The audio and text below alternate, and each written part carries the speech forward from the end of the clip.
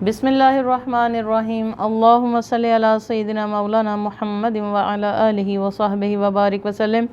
अस्सलाम वालेकुम व्यूवर्स, मैं फ़रीदा अलवी एक नई वीडियो के साथ आपकी खिदमत में हाज़िर हूँ। एक्चुअली जो आपके साथ प्रॉमिस किया था लास्ट वीडियो में कि मैं आपके आने वाली जो वीडियो है वो एक मैं इन्वेस्टिगेट कर रही थी, उसमें मैं एक पेपर वर्क कर रही थी, उसमें काफ़ी दिन लग गए और अनलकीली वो अभी उसमें कंप्लीट नहीं हुआ। तो मैंने सोचा कि पहले आपसे बात कर ली जाए दुआ ज़हरा के केस के हवाले से, क्योंकि उसमें भी इतनी मुबहम सी और इतनी क्यूरियोसिटी हो गई है कि समझ नहीं आ रही कि हु इज़ राइट। पेरेंट्स के बयान अगर ओवरऑल देखा जाए ना, मैं बयानात की बात बाद में करती हूँ, अगर ओवरऑल देखा जाए तो मैं पेरेंट्स की फ़ेवर में हूँ कि इस तरह से जो है बच्चियों को, और अगर जब तक ये लॉ नहीं बनेगा कि सख्त कि बच्चियों का ये घर से इस तरह से निकल कर शादी करना, इसके हवाले से लॉ सख्त नहीं बनेगा हमारे माशरे में, इसी तरह से ये चीज़ें जो हैं वो डे बाय डे इंक्रीज़ होती जाएंगी। और आपने देखा होगा कि इसकी बहुत रैपिडली इसकी इतनी ज़्यादा नंबर ऑफ़ जो है ये कपल्स बनते जा रहे हैं इस तरह से शादी करने के लिए, कि मैं समझती हूँ कि आने वाले वक्त में जो है पेरेंट्स के साथ साथ बच्चों के लिए बहुत ज़्यादा प्रॉब्लम्स हैं। बात असल में ये है कि बच्चे तो ये कर लेते हैं, उनको उस वक्त कुछ समझ नहीं आता, उनकी एज उस तरह से नहीं होती, लेकिन बाद में जो 5-7 साल गुजरने के बाद आप देखते हैं कि ब्रेकअप हो जाता है और इस तरह से क्या वो ज़िंदगी जो है आने वाले वक्त में वो एक लूली लंगड़ी सी ज़िंदगी बन जाती है। तो यहाँ फेवर तो मेरी जो है वो पेरेंट्स के साथ ही है, लेकिन यहाँ इस दुआ ज़हरा केस ने क्योंकि बहुत ज़्यादा जो है सोशल मीडिया पे इन है और इस हवाले से बहुत से यूट्यूबर्स एक दूसरे के साथ जो है वो सवालात की क्रॉस क्वेश्चनिंग करते हैं, और जैसे जुनैरा है, यासिर शामी है और दूसरे बहुत से लोग ऐसे हैं जो आपस में एक दूसरे को कि तुमने ऐसा किया, तुमने ऐसा किया, तुमने क्वेश्चन रख के उसका इंटरव्यू किया, सारी बातें एक तरफ रखते हैं। जुनैरा की इन सारी चीज़ों को भी एक तरफ रखते हैं। जुनैरा को कभी भी इस चीज़ की फेवर नहीं करनी चाहिए कि हाँ अगर छोटी एज की, और अब तो यहाँ तक हो गया कि पेरेंट्स तो चलें कहते हैं कि 14 साल की है, ना माने 14 साल की है। अब तो जो उसका मेडिकल टेस्ट हुआ है वो भी लेस देन 17 है, मतलब वो 16 और 17 के दरमियान उन्होंने कहा है कि इसकी एज है, फिर भी उसकी एज नहीं बनती। तो क्या वजह है कि अभी तक वो पेरेंट्स की हैंडओवर नहीं की जा रही है, क्या मसला है, किस तरह से निकाह हो गया। और यहाँ पर मैं पेरेंट्स को भी कहूँगी कि थोड़ा सा पहले चेक एंड बैलेंस अगर बेहतर हो तो ये हालात नहीं होते। अब ये जो दुआ ज़हरा की शादी हुई है ना ज़हीर के साथ, असल में इसकी इब्तदा हुई है पबजी गेम से। ये दोनों पबजी गेम में फ्रेंड्स बने, एक दूसरे के साथी बन के गेम्स खेलते रहे, बहुत देर तक खेलते रहे, और इसमें उसकी पेरेंट्स को पता चल गया था दुआ ज़हरा के।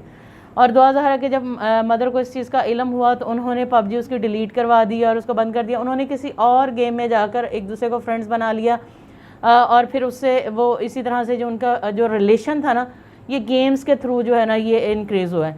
अब पेरेंट्स बहुत दफ़ा देख रहे होते हैं कि अच्छा बच्चा गेम खेल रहा है और इस चीज़ पर कोई नोटिस नहीं लेते, और वो बात आगे आगे इतना बढ़ जाती है कि ये दुआ ज़हरा का केस जो देखिए, मैं समझती हूँ कि गवर्नमेंट को हमारे पार्लियामेंट में ये बात, ये लॉ पास होना चाहिए कि बच्ची का कम अज़ कम अगर 18 अबव 18 है, समझ लें अबव 18 है, तो कम अज़ कम वो फैमिली से पहले अपनी बात तो करें, उन्हें बताई तो सही। अगर पेरेंट्स नहीं मानते, कुछ जबर करते हैं, कुछ सख्ती होती है, तो फिर इस तरह के जो है ना इतने पीक जो डिसीजंस लिए जा सकते हैं। लेकिन ये देखें एक बच्ची के घर वालों को इन्फॉर्मेशन ही नहीं है, वो कह रहे हैं जी किडनैप हो गई है, ऐसा हो गया।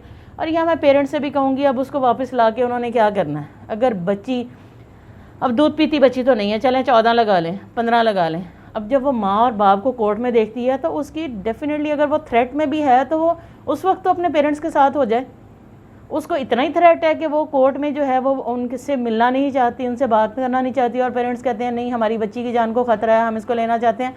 इस हवाले से भी मैं जो समझती हूँ यहाँ पर पेरेंट्स जो है ना इसको ज़्यादा तूल जो देते जा रहे हैं। मैं समझती हूँ अगर वो इतना ही पेरेंट्स से तंग थी या ऐसा है और उनको लग रहा है कि उसको थ्रेट किया जा रहा है, जो कि नहीं किया जा रहा होगा, कितना थ्रेट कोई कर सकता है। अब देखें ना घर की हद तक थ्रेट हो सकता है, उसको कोर्ट लाने तक थ्रेट हो सकता है, लेकिन कोर्ट के अंदर खड़े होकर तो दुआ पर कोई थ्रेट नहीं है।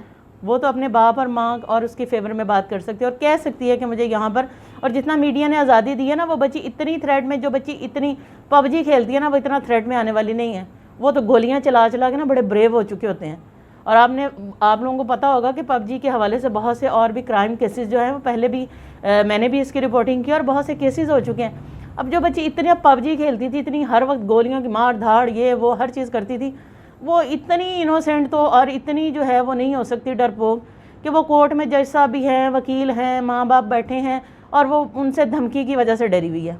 ऐसा कुछ नहीं है, हालात इसके ऑपोजिट हैं। बच्ची ओवर कॉन्फिडेंट होकर उसने ये सारा कुछ किया है और वो इस चीज़ पे कायम है। और मैं समझती हूँ यहाँ पर उनके पेरेंट्स को थोड़ा सा कुछ देखना चाहिए। मैंने देखा है कि उसके फादर ने भी एक अपना अलहदा से जो सोशल मीडिया पर अपना एक चैनल बना लिया और वो उस पर आकर जो है वो अपनी सारी कार्रवाई बताते हैं और बताते हैं कि जी मेरे साथ ये जुल्म हुआ है, और बच्ची वहाँ बैठकर माँ बाप पे कीचड़ उछाल रही। भाई किसको पता कि माँ बाप की लव मैरिज है? बच्ची ने बताया तो पता चला ना, अंदर खाते की बातें बच्ची बता रही है। अब बहुत सी, अब ये मैं आपके साथ डिस्क्रिप्शन में ना एक लिंक शेयर करूँगी, आप ज़रा उसकी मदर का इंटरव्यू सुनिएगा। मुझे समझ नहीं आ रही कि दोनों किस तरह की बातें बाज़ दफ़ा कह रहे हैं। मदर बात कर रही है कि जी कोरोना से पहले मेरी बेटी 4th क्लास में थी, कोरोना में स्कूल नहीं गई, तो अभी उसने जो है ना हमने स्कूल भेजना था। तो अब कोरोना का फेज़ क्या कोई 6-7 साल पुराना तो नहीं है, मेरा ख्याल है कि 2 क्लासेस गुजर गई होंगी या 3 क्लासेस गुजर गई होंगी, इससे लंबा तो फेज़ नहीं है। वो अगर 4 में थी तो अब तो उसको 7 में होना चाहिए था। और फिर कहते हैं जी वो मैट्रिक अभी उसने नहीं किया, मैट्रिक स्टूडेंट है, 14 ईयर्स किया। अब अगर 14 ईयर्स किया तो वो 4 साल, अगर 3 साल भी हम पीछे लगाते हैं तो क्या वो 12 साल की थी जब वो 4th क्लास में थी?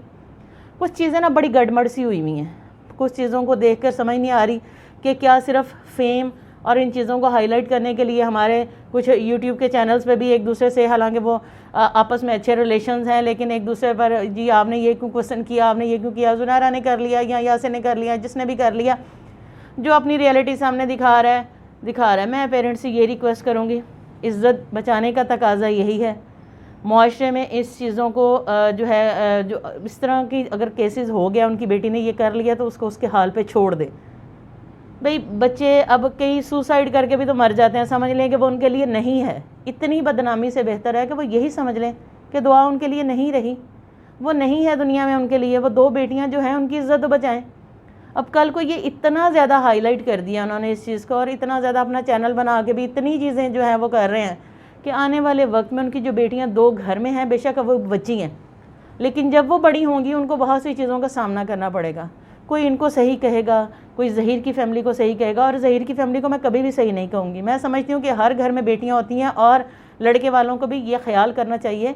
और ज़हीर की फैमिली को इस चीज़ का जो है, अगर उन्होंने ये सारा कुछ किया है तो ये उनको रिटर्न होगा, डेफिनेटली रिटर्न होगा। क्योंकि मैं समझती हूँ मुकाफ़ात अमल जो है बहुत तेज़ी से होता है इंसान की ज़िंदगी में, क्योंकि अब जितनी शॉर्ट लाइफ है उसी तरह से मुकाफ़ात अमल चलता है। तो मैं यही इसके साथ साथ अपने सुनने वालों से यही कहूँगी कि अपने बच्चों को थोड़ा टाइम दें, उनके साथ टाइम स्पेंड करें, उनके माइंड को स्टडी करें, देखें कि उनके जहनों में क्या है। हमें इस तरह की चीज़ों को सिर्फ सुनकर भुला नहीं देना, बल्कि ये चीज़ें हमें बहुत कुछ सिखाती हैं कि हमें क्या चेंज लाना है अपनी लाइफ में। तो ये दुआ ज़हरा का केस हमें यही बताता है कि हम अपने बच्चों को थोड़ा टाइम दें, उनके साथ उनके माइंड को स्टडी करें, उनके साथ टाइम स्पेंड करें, और हमें पता चले कि वो उनकी जहनी जो कैफियत है वो किस तरफ है और किस तरफ उनका जहन जा रहा है। और ये ना सोचें कि सिर्फ बच्चे गेम खेल रहे हैं और ये सारा कुछ चल रहा है। और इसके साथ साथ मैं अपने यूट्यूबर बहन भाइयों से कहूँगी, चाहे वो जुनैरा हैं, यासिर हैं, खालिद साहब हैं, कुछ भी हैं, मैं उनसे यही रिक्वेस्ट करूँगी कि खुदारा कुछ ऐसी चीज़ों को हाईलाइट करके फेम तो मिल जाता है, लेकिन हमें उस फेम के साथ साथ उन चीज़ों को, अगर कुछ रियलिटी बेस भी हैं लेकिन अगर वो छुपी रहें तो अच्छी होती हैं, तो उन चीज़ों को हाईलाइट नहीं करना चाहिए। तो क्योंकि किसी के घर का पर्दा होता है, किसी के घर का भरम होता है, हमें वो ज़रूर रखना चाहिए। और जुनैरा के लिए मैं बिलखुसूस यही कहूँगी कि अगर आज हम फेम के लिए कुछ ऐसा गलत कर लेते हैं, कुछ ऐसी बात कर लेते हैं कि मेरा ख्याल है कि आने वाली ज़िंदगी में हमें उसको फेस ना, खुद अपनी लाइफ में फ़ेस ना करना पड़े।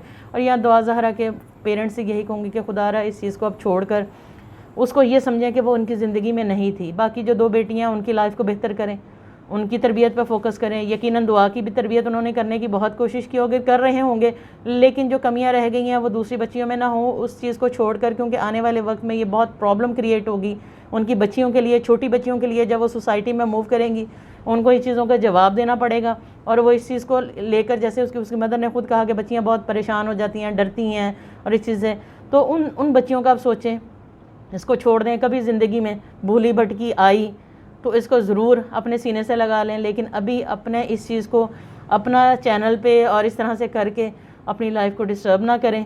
और चलते चलते यही दुआ करूँगी कि अल्लाह पाक हमारी बेटियों को हयादार बनाए, और फ़ातिमा की चादर का सदका हमारी बेटियाँ और हम सब हयादार हों और एक दूसरे की बातों की भी हया करें। तो आने वाली वीडियो जो है वो मेरी 4 मर्डर के हवाले से है, और उसमें इतना ज़्यादा सस्पेंस था कि 4 मर्डर अंदर हो गए और कोई बताने वाला नहीं था, और उसके बाद क्या हकीकत है वो मैं आपके सामने लेकर आऊँगी अगली वीडियो में। तब तक मुझे इजाज़त दीजिएगा। फ़ी अमानिल्लाह। हाज़िर रहो ते वाज़िर रहो।